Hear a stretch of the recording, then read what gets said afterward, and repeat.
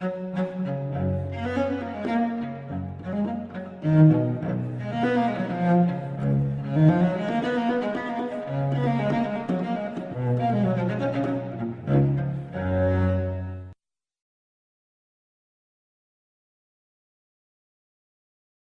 oración, si les parece bien, en el nombre del Padre, del Hijo y del Espíritu Santo. Amén.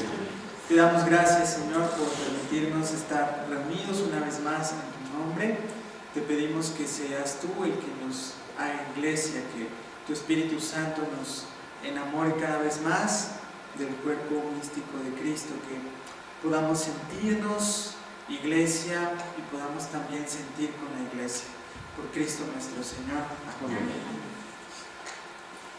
Bueno, habíamos revisado la última vez, espero que hayan hecho la tarea, porque si no me acuerdo que les dejé tarea, que estudiaran lo que pudieran sobre el exilio, cuál había sido la importancia para el judaísmo de esta etapa histórica del exilio. Habíamos revisado cómo llegó David al trono, cómo el reino de David se volvió como el reinado ideal, y cómo también la casa de David estaba estructurada, y cómo Dios le promete a David un trono eterno. Habíamos revisado y habíamos dicho que ese reinado de David tenía 10 características, las voy a repasar rápidamente. Habíamos dicho que el reino de David o la casa de David estaba basada en una alianza divina hecha con la monarquía davídica, eso lo vimos en la penúltima sesión. También que el monarca davídico era llamado Hijo de Dios, esa es la segunda característica. La tercera es que es llamado ungido, Mesías en hebreo, Cristo en griego. Ya desde el Antiguo Testamento aparece la palabra Mesías, que cuando la Biblia es traducida del hebreo al griego, me refiero al Antiguo Testamento, aparece la palabra Cristo. La palabra Cristo no es una palabra cristiana. Así como Jesús nació antes de Cristo, la palabra Cristo se usaba antes del cristianismo, porque significa Mesías en griego. Y Mesías, que es una palabra hebrea, significa ungido, eso ya lo habíamos visto en la penúltima. Y esa es una tercera característica, que el hijo de David es llamado el ungido de Dios. Una cuarta característica era la centralidad del monte Sión, y cómo Sión se vuelve también sinónimo de Jerusalén. También la idea del templo, como el templo es el signo visible de la alianza davídica y del reino de Dios. Una sexta característica es cómo el rey va a reinar no solo sobre Israel, sino va a ejercer dominio en las naciones. Les había dicho también que en el Antiguo Testamento, cuando ustedes lo lean, van a encontrar que se habla muchas veces de Israel y las naciones. Cuando se habla de las naciones es un término técnico para hablar de todos aquellos pueblos que no son Israel. Después ese término va a pasar como gentiles en el Nuevo Testamento. La séptima característica es que la monarquía davídica va a durar para siempre. Esa es una séptima característica. Estas son como las 7 características principales. Después tiene 3 características secundarias la casa de David. La Jebirá, que es la reina madre, que en la penúltima clase hablamos también de cómo aparece esta figura al lado de Salomón, no sé si recuerdan un poco más o menos. La novena característica, que es de estas 3 secundarias, es la presencia del mayordomo o el ministro real, que en Isaías 22 se le da un nombre, ¿no? Eliakim, que va a ser, o se vuelve la figura de quien recibe las llaves, pero para sustituir a uno que había sido malvado, no sé si recuerdan eso. Y se habla de que Eliakim va a ser padre para los habitantes de Jerusalén y se le darán las llaves y todo eso. Y la última característica es, como parte de esta forma de organizar la casa de David, el culto principal se vuelve la acción de gracias, en hebreo todá y en griego eucaristía, que ya aparece esa palabra también en el Antiguo Testamento traducido al griego. Acuérdense que la palabra Eucaristía es griego, significa acción de gracias, y aparece ya en el Antiguo Testamento cuando se traduce al griego, porque el Antiguo Testamento está principalmente en hebreo. Bueno, la clase de hoy es práctica, espero que hayan traído Biblia, y si no la trajeron, pues van a tener que juntarse en algún equipo. ¿Quién trae Biblia? A ver, levante la mano, ¿quién trae Biblia? nada más ellas dos no puede ser. Nada más el Nuevo Testamento. Bueno, vamos a usar nada más el Nuevo Testamento, afortunadamente. Entonces ya hay 3. ¿Alguien más trae Biblia? Está bien, ya hay 4. Bueno, hay 1, 2, 3, 4, hay 4. Entonces vamos a hacer un ejercicio.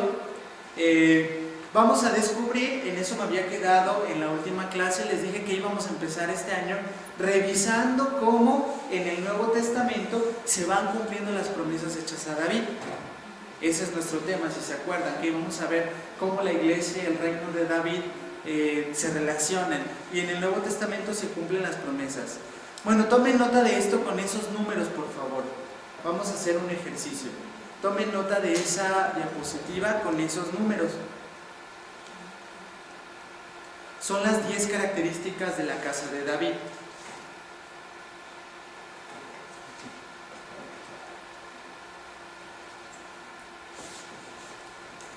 Acuérdense que para esta clase hay que traer la Biblia, ¿eh? Si no tienen, cómprense una, por favor.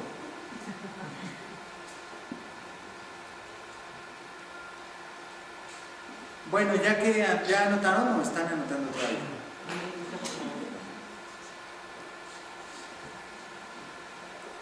El ejercicio va a consistir en lo siguiente.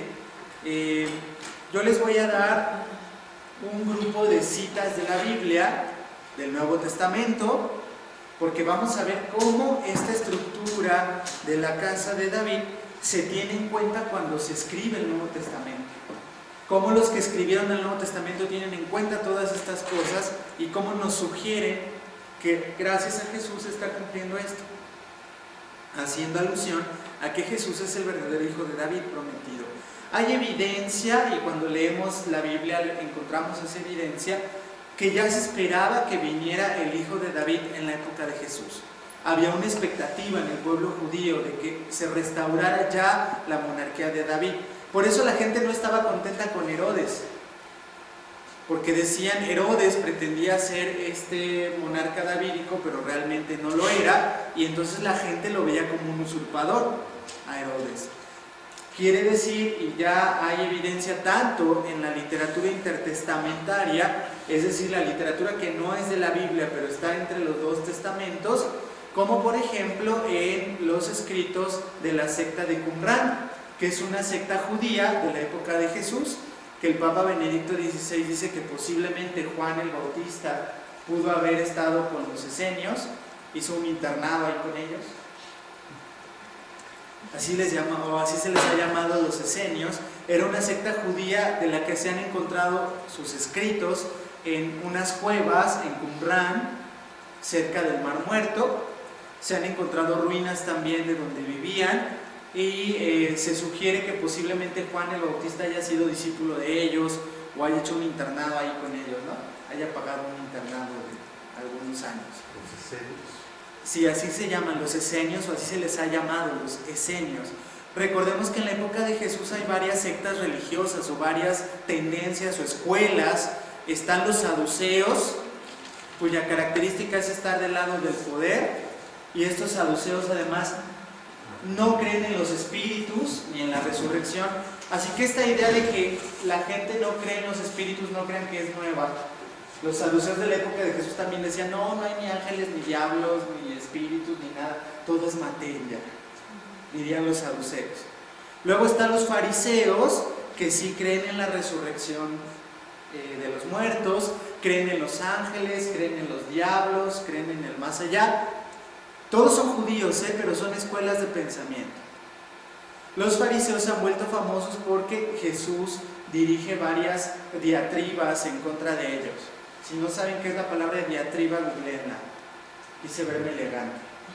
Pero entonces Jesús dirige varias diatribas contra los fariseos. Por eso se han vuelto famosos. Ahora, tampoco hay que pensar que eran los enemigos de Jesús. Al contrario, muchos fariseos se hicieron discípulos de Jesús. El mismo Pablo de Tarso, Nicodemo, José de Arimatea, por ejemplo. Y Lucas nos cuenta en Hechos de los Apóstoles que muchos fariseos creyeron en Jesús.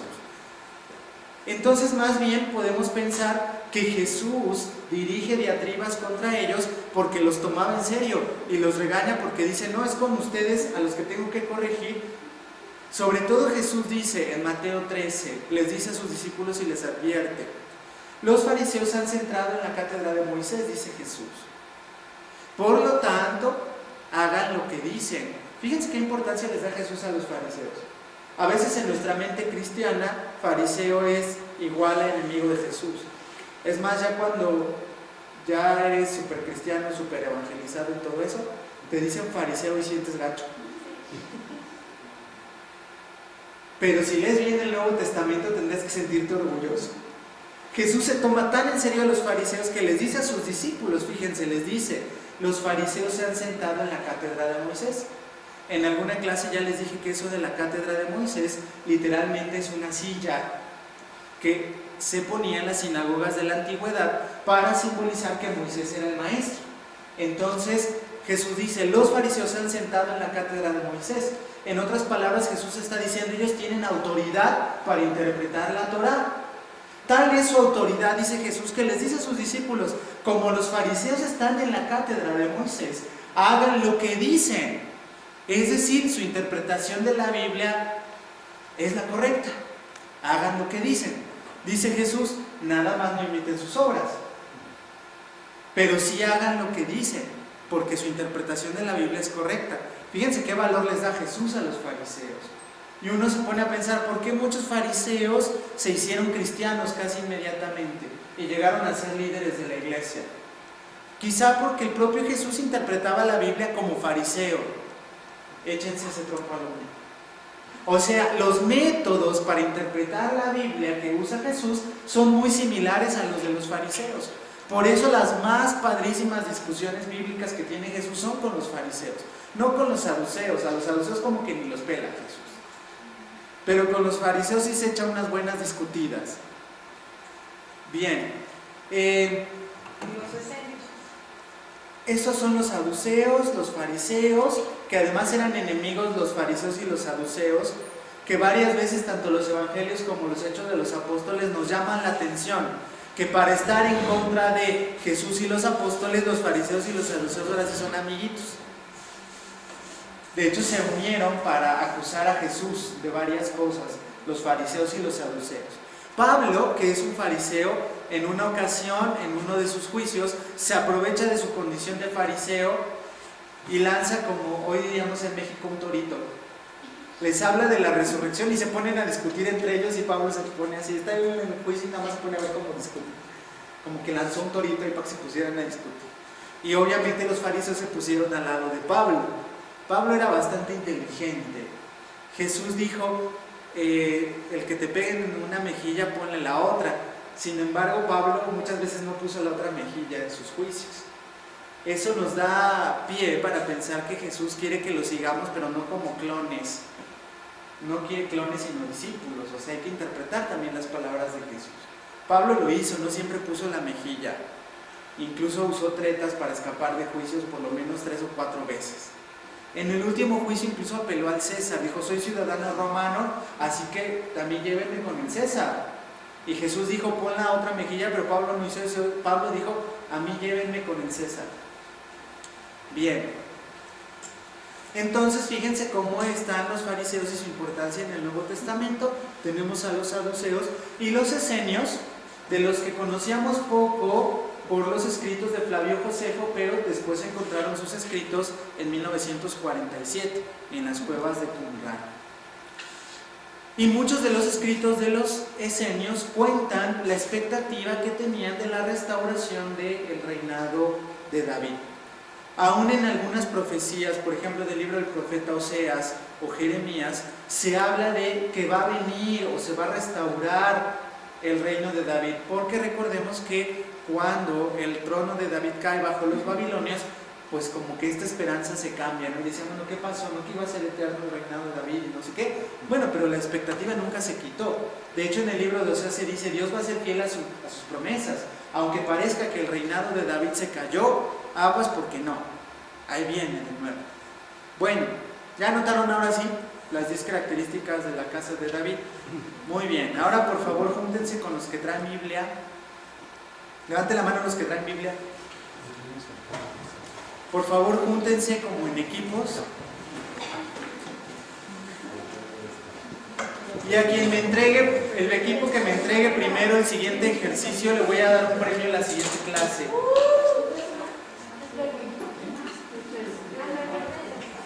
Miren, el ejercicio consiste en lo siguiente. Ahí tienen unas citas del Nuevo Testamento en desorden. Ustedes van a poner la letra en el número que corresponda. Van a leer esas citas y van a decir, esta está hablando de, no sé, de que ahí está el Hijo de Dios, o de que es el Rey de Israel y todas las naciones. ¿Me expliqué? Estas citas son Nuevo Testamento.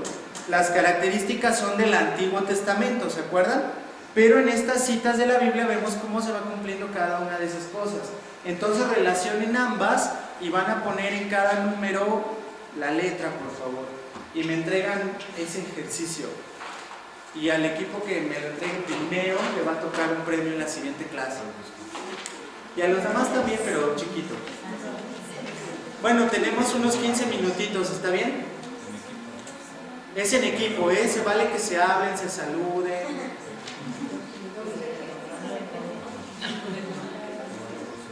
Que se digan, hola, ¿cómo estás? Mira, no te había visto hasta hoy.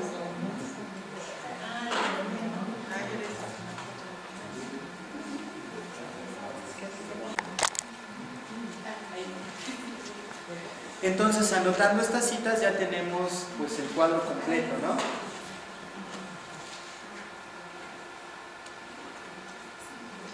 ¿Cuál es tu correo? Ahí viene todo eso, ¿no? No lo he subido todavía. ¿Cómo? Pero la vas a subir. Sí, les había dicho, no sé si se acuerdan que hicimos una página de Schoology, que no he subido más que una cosa, pero ya estoy a punto de terminar los apuntes y prometo ya subirles todo lo que hemos visto. Y ¿Cómo se llama la página? Schoology.com. ¿Y cómo le entramos? Hay que darse de alta, nada más que no traigo el código acá, porque se los di creo que en la primera clase. Si no, dentro de 8 días. Sí, no, por favor. Sí, o si me mandas un correo con gusto te paso el código. Mi correo es Carlos Jardón, todo minúsculas. ¿Carlos qué? Jardón, como jardín pero con no. Carlos Jardón, todo minúsculas y junto, @gmail.com.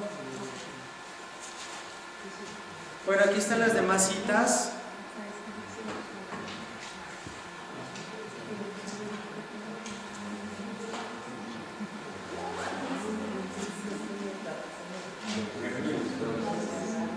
Dice que no me faltó.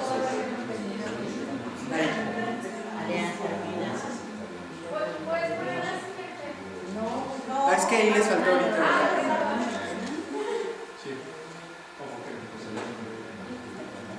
No se pierdan la siguiente sesión porque voy a hablar de la Jebirá. Entonces, de la reina madre. Sí, sí.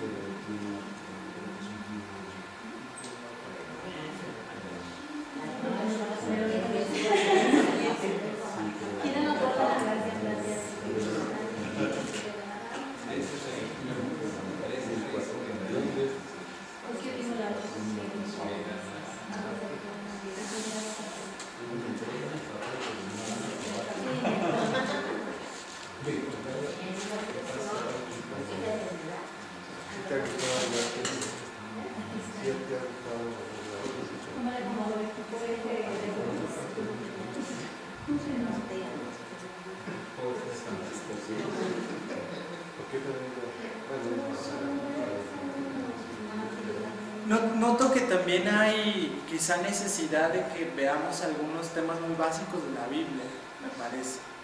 Sí. Sí, ¿verdad? Bueno, los veremos también.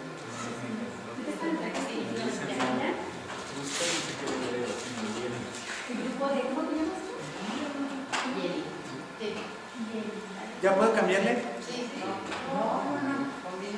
Córrale. ¿Están buenas?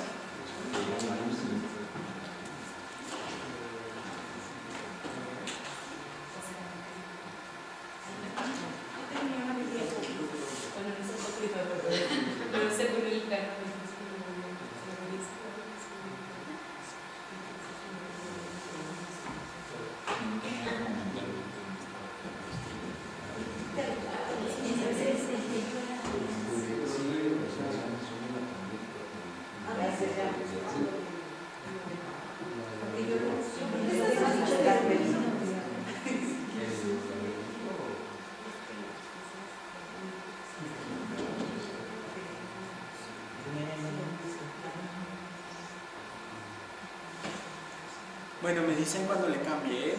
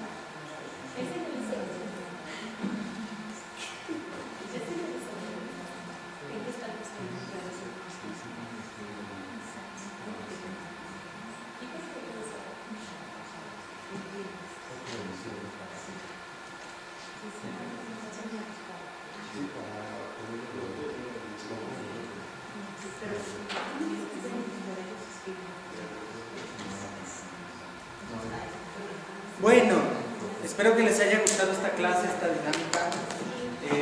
Por favor, tráiganse una Biblia para la siguiente sesión, porque vamos a irnos más o menos así, parecido, para que descubran por ustedes mismos todo este asunto, ¿no? La siguiente sesión vamos a hablar de la Gevirá, entonces. Bueno, vamos a terminar con una oración, si les parece bien. En nombre del Padre, del Hijo y del Espíritu Santo. Te damos gracias, Señor, por permitirnos aprender más de tu palabra y más de cómo tú eres fiel a tus promesas. Te pedimos que tú nos regales fidelidad a tu palabra, a tu iglesia. Llénanos de tu Espíritu Santo por la intercesión de María. Dios te salve María, llena eres de gracia, el Señor es contigo. Bendita eres entre todas las mujeres y bendito es el fruto de tu vientre, Jesús. Santa María, Madre de Dios, ruega por nosotros pecadores, ahora y en la hora de nuestra muerte. Amén. Gloria al Padre, al Hijo y al Espíritu Santo, como era en el principio. Bueno, nos vemos el lunes.